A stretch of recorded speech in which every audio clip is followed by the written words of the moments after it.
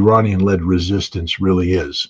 I would have this word of caution for anybody who thinks about taking on Hezbollah and the Iranians. Martyrdom is a thing. And when you're dealing with people who sincerely believe the religious the tenets of their faith, and that faith embraces martyrdom as a legitimate outcome, in some cases during jihad, a desirable outcome, killing them ain't going to solve anything. You know, when you cut off the head of the Hydra, 3 more spring up. And by taking out Nasrallah, all you did is guarantee that somebody stepped in. And that somebody right now is his cousin. He's now the, I apologize, I can't pronounce his last name, but Saifuddin. Okay. He, he was the head of, I mean, it's not as though they pulled him out of nowhere. This is a man who's been literally operating in Hassan Nasrallah's shadows. He's headed up the executive committee of Hezbollah, which means he knows the leadership.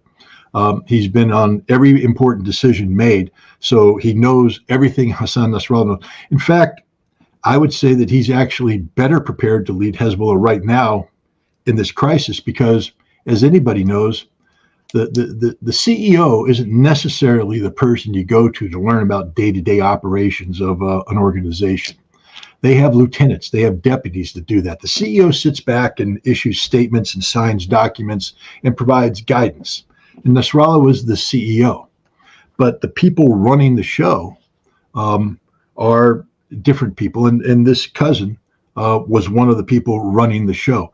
It's the same thing. They kill the heads of various departments. And it's a serious blow. These guys have corporate knowledge, but to pretend that, you know, the pyramid, the leadership pyramid of Hezbollah is so narrow that when you take out the top, the pyramid collapses is absurd. It's a very broad pyramid, and below each person there are a dozen or more ready to take their place, and below them are more. This is a true resistance organization, a true guerrilla-style cellular structure, and the idea that you're going to pop a couple bubbles and the whole thing is going to collapse is ludicrous.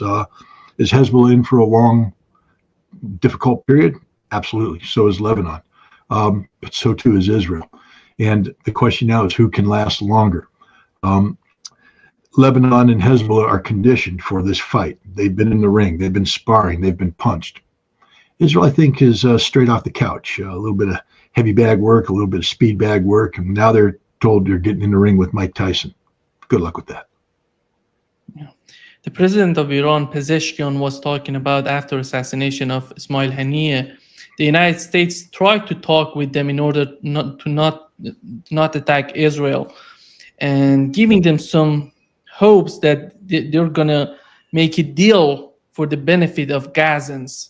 Pezeshkian was talking about this, and it doesn't seem that the United States kept that promise.